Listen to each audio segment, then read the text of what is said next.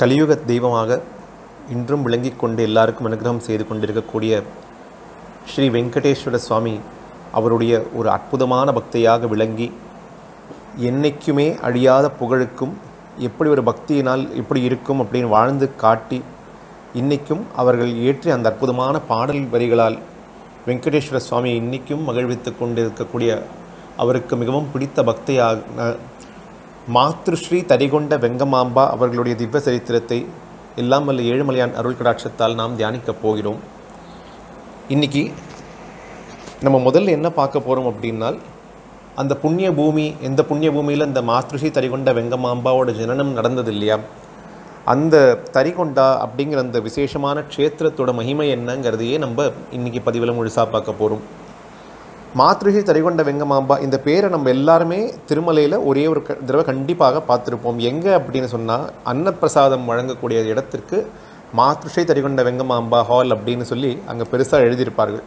அங்கு தான் இந்த வெங்கடேஸ்வர சுவாமியோட ஒப்பற்ற ஒரு பக்தியின் நாமத்தை நம்மெல்லாம் ஒரு முறை பார்த்துருப்போம். அப்படியே நம்ம அவங்களோட நாமத்தை ஒரு முறையாவது நம்ம ஸ்மரணம் பண்ணிட்டு தான் நம்ம அந்த அன்னசத்திரத்துக்குள்ளே போயிருப்போம். அந்த அம்மா எப்படி ஜனனம் எடுத்தார்கள், அந்த எந்த ஊரில் ஜனனம் எடுத்தார்கள் அப்படிங்கிறதெல்லாம் இன்றைக்கி நம்ம பார்க்க போகிறோம். திருமலையிலிருந்து 108 கிலோமீட்டர் தள்ளி இருக்கக்கூடிய இடம்.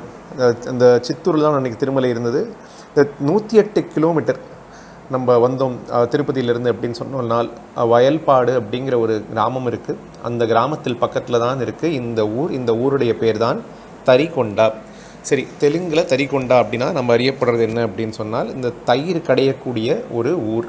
அந்த குண்டம் அப்படின்னா அந்த ஒரு பானை, அந்த பானையில் தயிர் கடையக்கூடிய அந்த ஒரு ஊர் அப்படின்னு பெயர் இதுக்கு. எப்படி இதற்கு இந்த காரண பெயர் வந்தது, அப்படி தயிர் கடைஞ்சு என்னதான் கிடைச்சது? கிட்டத்தட்ட 700 ஆண்டுகள் முன்னாடி இப்பொழுது தரிகொண்டா எங்கே இருக்கோ அப்பொழுது அந்த காலத்தில் அது பெரிய கானகமாக இருந்தது. அங்கே எல்லா இடத்துலையும் அடர்ந்த காடு வனப்பகுதியாகவே இருந்தது. அங்கே பிராட்டிமிட்டா அப்படின்னு ஒரு இடமும் அது பக்கத்தில் ஒரு பெரிய ஒரு நீர்நிலையம் இருந்ததாம். அந்த காலத்தில் பெல்லாரி அப்படிங்கிற ஒரு அந்த இடத்தை அந்த ராயதுர்கா அப்படிங்கிற அந்த க்ஷேத்திரத்தை ராமநாயுடு அப்படிங்கிறவர் தான் ஆட்சி பண்ணிட்டு வரார். அவருடைய மக்கள் எல்லாம் கஷ்டப்படுறார்கள். ஏன்னா அங்கே பஞ்சம் இருக்குது அவர் இருக்கக்கூடிய இடத்துல. அதனால் ஏதாவது ஒரு நல்ல இடம் நம்ம மக்களுக்கும் நம் குடிக்கும் கிடைக்க வேண்டும் அப்படின்னு நினச்சி அவர் எங்கெங்கெல்லாமோ தெரிஞ்சு அவருடைய கூட்டத்துடன் சேர்ந்து கண்டுபிடித்த இந்த இடம்தான் இந்த பிராட்டிமிட்டா அப்படிங்கிற இந்த க்ஷேத்திரம். இங்கு இந்த நீர்நிலைகள் இருக்குது, மரம் செடி கொடிகள் எல்லாம் இருக்குது. மனித வாழ்க்கை நல்லபடியாக நடக்கிறதுக்கு வேணுங்கிற எல்லா விஷயமும் இருக்குன்னு தெரிஞ்சதுனால அவருடைய மக்கள் எல்லாரையும் கொண்டு இங்கே குடிபெயர்க்க வைக்கிறார் ராமநாயுடு. ஒரு நாள் அந்த அற்புதம் எப்படி நடந்ததுனால், ராமநாயுடுவோடைய மனைவி இருக்கா இல்லையா, அந்த அம்மாவோட பேரே பார்த்தோன்னா நரசமாம்பா அப்படின்னு இந்த அவருடைய மனைவி. ஒரு பானை, பெரிய பானை எடுத்து அதுக்கு மஞ்சள் எல்லாம் சாத்தி, குங்குமம் எல்லாம் சாத்தி, அதுக்கு பூஜை எல்லாம் செய்து ஒரு மரத்துக்கு அடியில் வச்சு தயிர் கடைய ஆரம்பிக்கிறார். தயிர் கடைக்க ஆரம்பித்தாலே நமக்கு எல்லாம் கிருஷ்ண பெருமாத்மாவோட ஞாபகம் தானே வரும். அப்போது திடீர்னு தயிர் கடையும் பொழுது கீழே டக்குன்னு ஒரு சத்தம் வருது. என்ன ஏதோ உள்ளே இருக்கே, அந்த பானைக்குள்ளே இருக்கு போல் இருக்குது அப்படின்னு, ஏதோ கல் போன்ற ஒரு அமைப்பு இருக்குது போல் இருக்குது அப்படின்னு சொல்லி நரசமாம்பா அவங்களோட கையை உள்ளே போட்டு பார்த்தா, ஆனால் சரியாக எதுவும் பார்க்க முடியல. 2-3 வாட்டி இது மாதிரி பண்ணி பார்க்குறா, ஆனாலும் எதுவும் பண்ண முடியல, என்னங்கிறது தெரியல. அதனால் அவர்களோட புருஷனாகப்பட்ட ராமநாயுடு அவரை கூப்பிடுறார்கள். ராமநாயுடு மெதுவாக பார்க்குறார். அந்த பானைக்குள்ளே கையை விடுறார். கையை விட்டு பார்க்கும் பொழுது அவருக்கு தெரிஞ்சு போயிடுறது, இங்கே ஏதோ ஒரு கல் இருக்குது. அந்த கல் மிருதுவாக இருந்தாலும் ஆனால் நல்லா திடமாகவே இருக்கக்கூடிய ஒரு கல் தான் அது. இது என்ன கல் அப்படிங்கிறது தெரியல. சரின்னு சொல்லி அந்த பானையை எடுத்து ஒரு பீடத்து மேலே வச்சிடுறார். வச்சுட்டு அந்த கல்லை எடுத்து தொடச்சி அப்படி ரொம்ப பயபக்தியாக எடுத்து வச்சிடுறார்.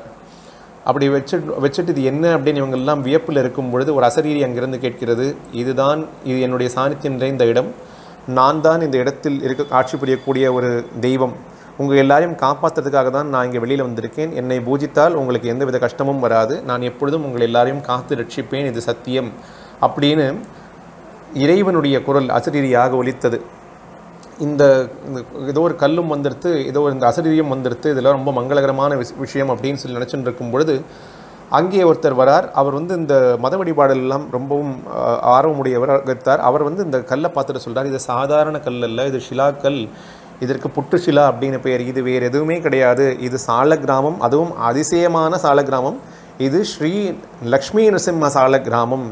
இது நம்ம எந்த அளவுக்கு வழிபாடு பண்ணுறோமோ அந்த அளவுக்கு லக்ஷ்மி நரசிம்மர் நமக்கு அருள் கடாட்சம் புரிந்து கொண்டே இருப்பார். சாட்சாத் லக்ஷ்மி நரசிம்மருடைய வெளிப்பாடு அப்படின்னு அந்த பக்தர் சொல்கிறார் எல்லாருக்கும். அப்புறம் தான் இது நரசிம்ம சுவாமியுடைய சாநித்தியம் அப்படிங்கிறது புரிஞ்சு தயிர் கடையிற பானையிலிருந்து வெளிப்பட்டார் சால கிராம ரூபமாக ஸ்ரீ லக்ஷ்மி நரசிம்ம சுவாமி அப்படின்னு எல்லாரும் தெரிஞ்சுண்டு வழிபட்டு அந்த தயிர் எல்லாருக்கும் பிரசாதமாக வழங்கப்படுறது. எப்படி நரசிம்மமூர்த்தி அந்த தயிர்லேருந்து வெளிப்பட்டார் இல்லையா, அந்த தயிர் கடையும் போது வெளிப்பட்டனால அதெல்லாம் தரிகொண்டா அப்படின்னு சொல்லி தரிகொண்ட நரசிம்மா அப்படிங்கிற பெயர் சுவாமி எடுக்கிறார். அதுக்கப்புறமா அன்னைக்கு இரவே லக்ஷ்மி நரசிம்மர் இந்த ரமணையாவோட கனவுல சொல்கிறார், இது துர்வாச முனிவர் என்னை வழிபட்ட இடம், அதனால் இங்கே ஒரு ஆலயம் அமைத்து எனக்கு வழிபாடு செய்.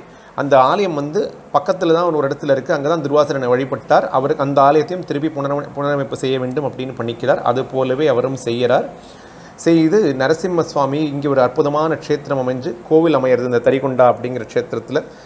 அங்கே என்னெல்லாம் சுவாமி எல்லாம் லக்ஷ்மி நரசிம்மரோட அமையிறது அப்படின்னு பார்த்தோம்னால் செஞ்சு லக்ஷ்மி அப்படின்னு சொல்லி, செஞ்சு லக்ஷ்மின்னு பார்த்தோம்னா நமக்கு அகோபிலத்தில் இந்த தாயாரோட ஞாபகம் வரும். இந்த செஞ்சு லக்ஷ்மி தான் தாயாராக இருக்கா. அபயஹஸ்த சுவாமி, ஆஞ்சநேய சுவாமி, இது போன்ற விக்கிரகங்கள் எல்லாம் அங்கே ஆகமசாஸ்திர பிரகாரம் பிரதிஷ்டை செய்யப்பட்டு அன்று முதல் தரிகொண்டா அப்படிங்கிற க்ஷேத்திரம் ரொம்ப விசேஷமான க்ஷேத்திரமாக வருது. இந்த தரிகொண்டாங்கிற க்ஷேத்திரம் ரொம்ப ரொம்ப மகாத்மியம் நிறைஞ்சது. அங்கே எப்படி அப்படின்னு சொன்னால், யாராவது ஒருத்தர் ஏதாவது ஒரு குற்றம் சாட்டப்பட்டிருக்கார் அப்படின்னு சொன்னால் அந்த கோவில் பக்கத்தில் இருக்கக்கூடிய குளத்தில் நீராடிட்டு அப்படியே அந்த ஈர வஸ்திரத்துடனே பலிபீடத்து முன்னாடி நின்று அங்கே இருக்கக்கூடிய சாம்பிராணியோ ஏற்றப்பட்டிருக்கும். அது மீது சத்தியமாக நான் எந்த தவறும் இழைக்கவில்லை அப்படின்னு அவர் சத்தியப்பிரமாணம் செய்தார் அப்படின்னு சொன்னால் அவர் சத்தியம் சொல்வதாக எடுத்துக்கொள்ளப்படுகிறது. யாராவது பொய் சத்தியம் சொன்னார்கள் அப்படின்னு சொன்னால் அவருடைய வம்சத்தையே நரசிம்மமூர்த்தியை நாசம் செய்து விடுவாராம். அதனால இங்கே யாருமே பொய் சொல்ல மாட்டார்கள். ஒரு கோர்ட்டுக்கு கூட இல்லாத ஒரு பவர் அப்படின்னு பார்த்தோம்னா ஒரு சக்தி, அபார சக்தி இந்த இறை சக்திக்கு இருக்குது. அது இன்றைக்கும் இருந்துட்டு இருக்க காரணத்தினால இந்த தரிகொண்டா லட்சுமி நரசிம்ம சுவாமியுடைய அபாரமான சக்தி அது. அது மட்டும் இல்லை, இந்த இடத்துலலாம் எப்போவுமே இங்கே சுவாமி வீர நரசிம்மராக இருக்காரால ரொம்ப உக்ரம் நிறைஞ்சிருக்கக்கூடிய காரணத்தினால இங்கே எப்பொழுதுமே பிரகலாத சரித்திரம்ங்கிற அந்த நாடகம் எப்பொழுதும் அரங்கேற்றப்படாது. இதுக்கு சான்றாக உண்மையிலேயே நடந்த ஒரு அற்புதம் என்னென்னா, 1932ஆம் ஆண்டு ஒரு கூட்டம் இங்கே லக்ஷ்மி நரசிம்மர் நாடகம் போடும்போது இரண்யகசிபுவை சம்ஹாரம் செய்யக்கூடிய அந்த ஒரு காட்சி வருது. அந்த காட்சி வரும்பொழுது அந்த இரண்யகசிபுவாக நடிக்கிறவருக்கு திடீர்னு பயம் வந்துடுறது. ஏன்னா பிரத்யட்சமாகவே அந்த நரசிம்மராக வேடமிட்டு கொண்டதில் அங்கே வரைந்து சாட்சாத் நரசிம்ம சுவாமி அங்கே வந்துட்டார் இவருக்கு புரிஞ்சு அங்கேருந்து அவர் ஒரு ஓட்டம் எடுக்கிறார். அவர் அப்படியே ஓடி போயிட்டே இருக்கார். இந்த நரசிம்மர் பகவானோட வேஷத்தை போட்டவரும் இவர் பின்னாடி துரத்தின்றே போனாராம். அப்புறம் ஒரு வழியாக அவரை பிடித்து சமாதானம் செய்தார்கள். அப்புறம்தான் அவருடைய உக்ரமெல்லாம் தீர்ந்துதான். அதாவது இந்த இடம் நரசிம்மர் அவ்வளோ உக்ரத்தோடு இருக்கார். அதனால் இந்த மாதிரி எந்தவித நாடகமும் இங்கே போடுறதில்லை. அதனால் சுவாமி இங்கே ரொம்ப ரொம்ப ரொம்ப உக்ர ரூபத்தில் இருக்கார். இதே உக்ரஸ்வரூபத்தில் இருக்கக்கூடிய காரணத்தினால இங்கே மோகினி உற்சவங்கிறது கிடையாது. பெருமாள் வருஷம் ஒரு முறை மோகினி அவதாரத்தில் இங்கு காட்சி தரமாட்டார். ஏனால் இது ஸ்ரீ வீர நரசிம்ம க்ஷேத்திரம். நிறைய நரசிம்ம க்ஷேத்திரம் ஆந்திராவில் இருக்குது. அது எல்லாத்துக்கும் ஒரு தனித்தனி சிறப்பு இருக்குது அப்படின்னு நம்ம பார்த்துருப்போம். சிம்மாச்சல நரசிம்மருக்கு சந்தனம் மிகவும் விசேஷமாக வழங்கப்படுறது. பானக நரசிம்மருக்கு அந்த பானகம் வழங்கப்படுறது விசேஷம். அதுபோலவே இந்த நரசிம்மருக்கு என்ன பிரீத்தி அப்படின்னு சொன்னால், இங்கே கடைந்த அற்புதமான அந்த தயிர் வழங்கப்படுறது இல்லையா, அது இந்த நரசிம்ம சுவாமிக்கு மிகவும் பிரீத்தியை தரக்கூடியதாக இருக்கும். அதனால் இங்கே தயிர் சுவாமிக்கு நைவேத்தியம் அளிக்கப்படுறது. இது ரொம்ப ரொம்ப அற்புதமான க்ஷேத்திரம். இந்த இடத்துல அகோபில மந்திரி அப்படிங்கிற ஒரு பக்தர் வரார். ராமநாயுடு அவரை பணிஞ்சு அவர் இங்கேயே இருக்க சொல்லி வேண்டி கேட்டுக்கொள்கிறார். அவர் ராமநாயுடுக்கு எல்லா விதத்திலும் நண்பராகவே இருந்து எப்படி பூஜை எல்லாம் செய்யணும் அப்படிங்கிறதெல்லாம் எடுத்து சொல்லி கொடுக்கிறார். இதற்கு பிறகுதான் அந்த அற்புதமான ஒரு விஷயம் நடந்தது. அதாவது மாத்ருஸ்ரீ தரிகொண்ட வெங்கமாம்பாவோட ஜனனம் அப்படிங்கிறது நம்ம அடுத்த பதிவில் எல்லாம் வல்ல அந்த வெங்கடேஸ்வர சுவாமியின் கிருபாகடாட்சத்தால் நாம் தியானிப்போம் அப்படின்னு சொல்லி இப்போது பேசப்பட்ட வார்த்தைகள் அனைத்தையும் ஸ்ரீ லட்சுமி நரசிம்ம சுவாமியின் பாதங்களை சமர்ப்பணமாக வைத்து இந்த உரையை நிறைவு செய்கிறோம். ஓம் நமோ வெங்கடேசாய.